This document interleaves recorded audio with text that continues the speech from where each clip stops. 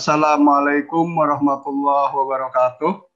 Alhamdulillahirabbil alamin. Assalatu wassalamu ala asrofil anbiya'i wal mursalin. Sayyidina wa maulana Muhammadin. Rabbi shrahli sadri wa yassirli amri wahlul 'uqdatam min lisani yafqahu qawli. Ya Fatahu ya Alim, ya Fatahu ya Alim. Yang terhormat Bapak Kepala Pusdiklat Tenaga Teknis Pendidikan dan Keagamaan, Badan Ditbang dan Diklat Kementerian Agama, Bapak Imam Syafi'i. Bapak dan Ibu yang kami hormati, mungkin sebelum kepada penyampaian materi dari Bapak narasumber, akan saya bacakan kurikulum vitae atau biodata dari Bapak narasumber.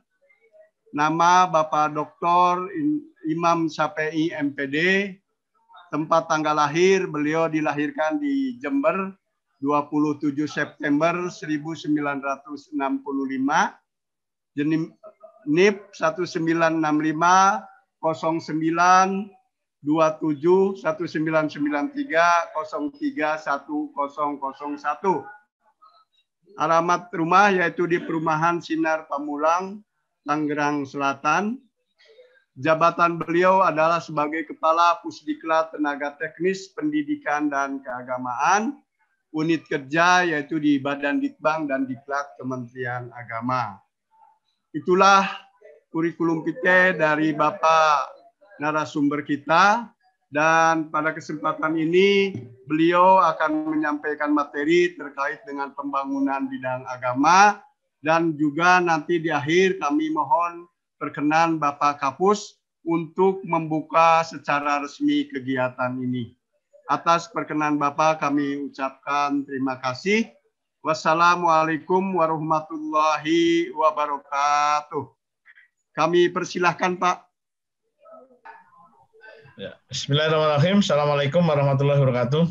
Waalaikumsalam warahmatullahi wabarakatuh. Alhamdulillahirabbil alamin wassalatu wassalamu ala asrofil mursalin sayyidina Muhammadin wa ala alihi washabihi ajmain. Amma ba'du. Saudara moderator yang saya hormati, peserta diklat yang saya hormati, alhamdulillah pada pagi hari ini saya ikut bergabung di acara PTKMA ini, pelatihan PTKMA ini yang ada di Balai Diklat Jakarta. Sekali lagi terima kasih. Walaupun secara Zoom, mudah-mudahan ini bisa terus menambah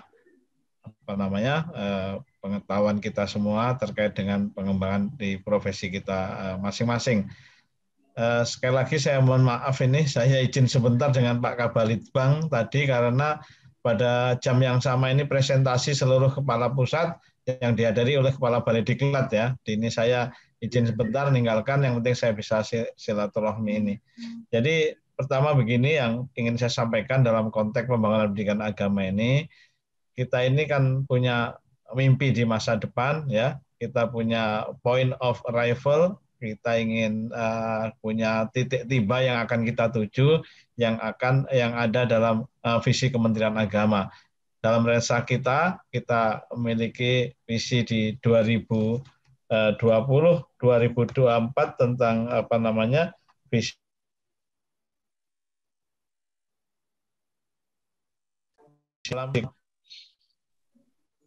moderat, cerdas, dan unggul untuk mewujudkan Indonesia yang maju, berdaulat, mandiri, dan berkeberadian berdasarkan gotong royong. Ini yang harus kita ini.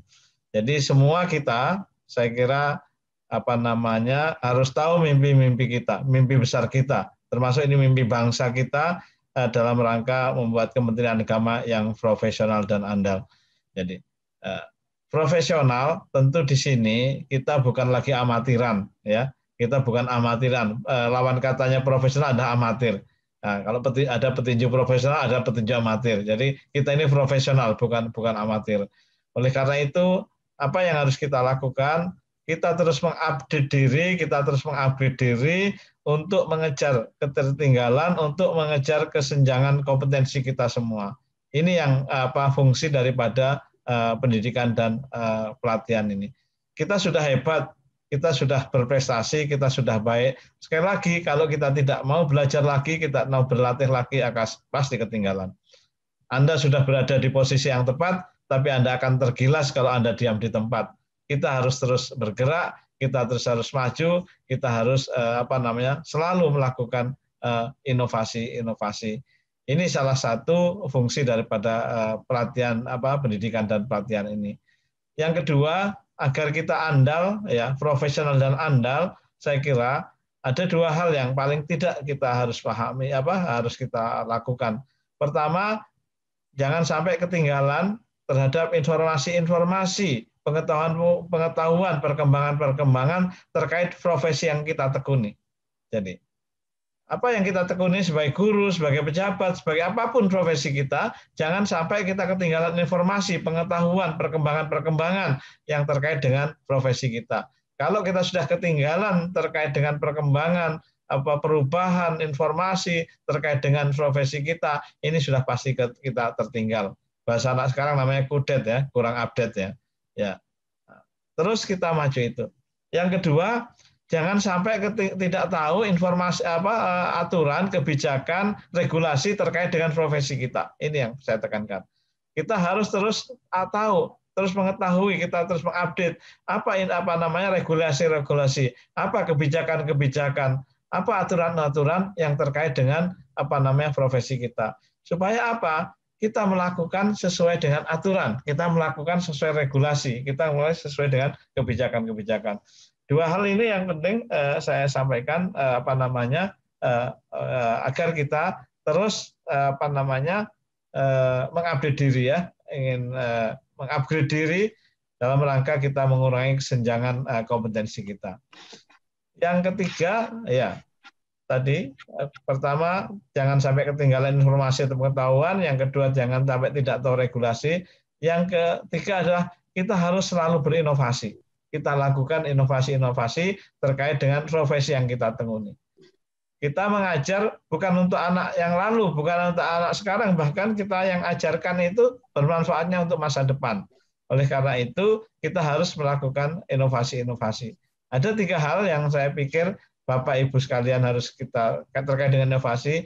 Pertama, kita harus mampu menciptakan sendiri terkait dengan inovasi itu.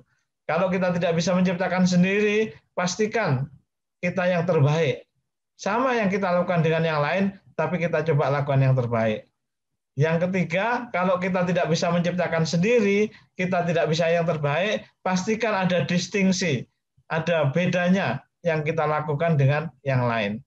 Inilah pentingnya Bapak Ibu sekalian mengembangkan branding, baik branding lembaga maupun branding personal atau personal branding. Ini penting bagi kita semua. Dan saya kira Bapak sekalian yang saya hormati, kita sebagai ASN, sebagai orang-orang yang ada di Kementerian Agama, kita sama-sama terus bagaimana membangun keberagamaan kita yang moderat ini, ya, yang selalu menjaga kerukunan, yang selalu menjaga perdamaian di tengah-tengah masyarakat ini. Kita harus betul-betul menyadari bahwa kita ini satu dunia, tapi kita beda suku bangsa. Kita satu suku bangsa, kita beda agama. Kita satu agama, kita juga beda paham. Kita satu paham, ternyata beda pengetahuan.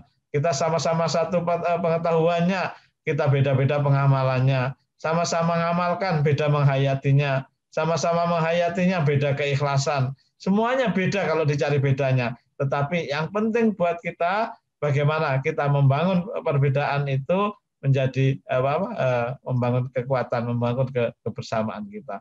Ini yang saya penting, bagaimana agama berperan seperti tadi yang saya sampaikan, bisa terus menjaga keutuhan bangsa dan negara ini. Jangan kita terus mengamalkan agama-agama ajaran agama, yang tentu ajaran agamanya sudah moderat, tapi perilaku kita yang harus kita melakukan berperilaku yang moderat. Ini yang penting saya tanamkan. Sekali lagi saya mohon maaf ini karena masih ditunggu presentasi, ya. Saya tidak bisa optimal menyampaikan pada kesempatan ini, tapi 3 hal tadi yang penting saya sampaikan. Jangan ketinggalan informasi atau pengetahuan, jangan tidak tahu regulasi, kita terus berlakukan. Dan yang keempat, kita berperilaku moderat. Ini yang saya tanamkan pada kesempatan ini. Demikian saya kira yang bisa saya sampaikan, dan mari kita sama-sama buka kegiatan ini dengan sama-sama membaca basmalah. Bismillahirrahmanirrahim. Wassalamualaikum warahmatullahi wabarakatuh. Waalaikumsalam warahmatullahi wabarakatuh.